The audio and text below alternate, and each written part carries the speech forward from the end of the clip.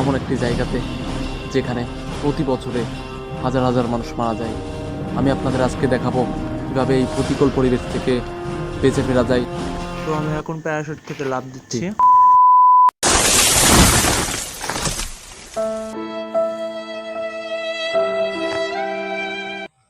Hey বিয়ারে ওঠ। ওই যে দেখা যাচ্ছে হুলুলুলু জঙ্গল, ওইখানে প্রতি বছর হাজার হাজার লোক মারা যায়। ওখানে কিভাবে প্রাকৃতিক পরিবেশে কিভাবে নিজেকে রক্ষা করা যায় আমি আজ আপনাদের সেটাই দেখাবো। আপনারা চলো আমরা জঙ্গলের দিকে এগিয়ে যান।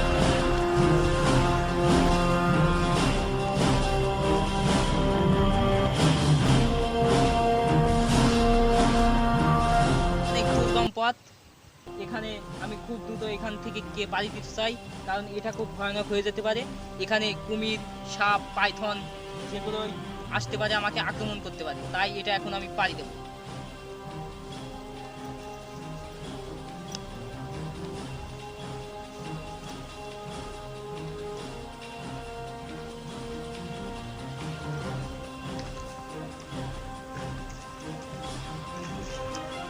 এটা অনেক কাদা, এখানে ফুটে যাওয়ার সম্ভাবনা অনেক বেশি, তাই সাবধানে পা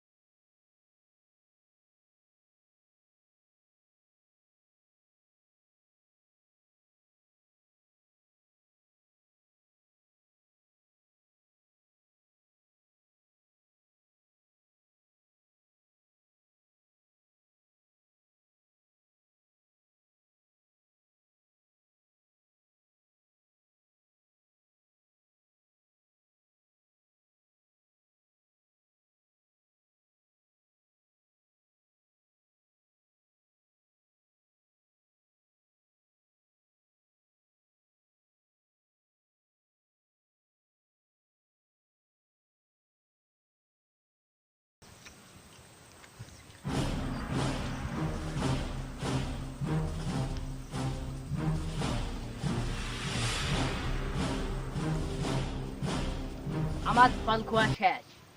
এখন আমার শক্তি, গায়ে বল ভালোই লাগছে। এখন আমি আমার গন্তব্যের দিকে এগোতে চাই।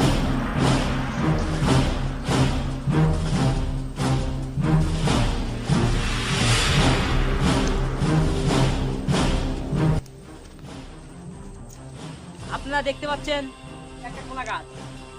এই কলা দেহে অনেক পুষ্টিকর একটি খাবার। এই কলা আমি কিছু আমার ব্যাগে সংগ্রহ করে নিতে চাই।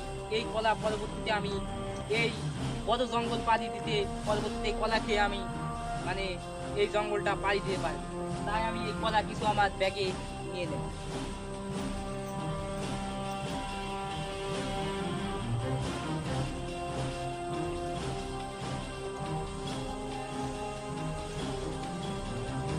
এই কলাটা পাড়া অতটা সহজ নয়, তাই আমাকে কাটতে হবে এই কলা। কলা আমি পেয়ে গেছি, এই কলাটা আমি দেখে সংরক্ষণ করে রাখি।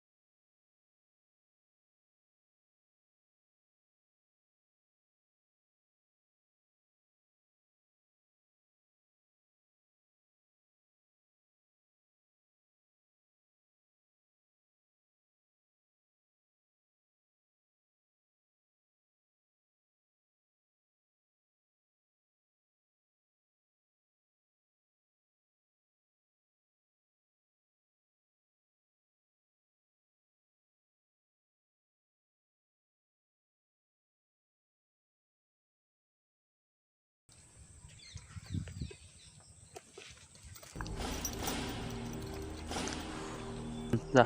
আমার খাওয়া খাওয়া শেষ, এখন আমি সামনের দিকে এগিয়ে যাই।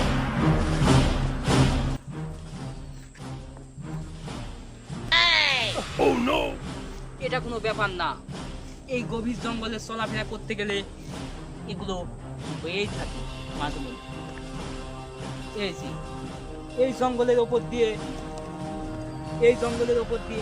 বিশাল এক মহামারী এবং ঝড় এই জঙ্গলের উপর দিয়ে প্রবাহিত হয়েছিল। তাই এইসব বড় বড় গাছ সেই ঝড়ে উড়ে ফিরেছে। এই জঙ্গলে বাস করত আদিবাসীরা, তারা এখনো মনে হয় আছে। যত জঙ্গলটা অনেক বড়, তাদের সাথে আমার দেখা হতেও পারে, নাও পারে। এই গাছগুলো দেখতে ভাবতে শিকড় চুকিয়ে সামনের দিকে চলে গেছে। ওই দিন আরো অনেক বড় বড় গাছ এই জঙ্গল দেখতে পাচ্ছি। এটা বাংলাদেশের সর্ববৃহৎ ও সবথেকে বড় জঙ্গল।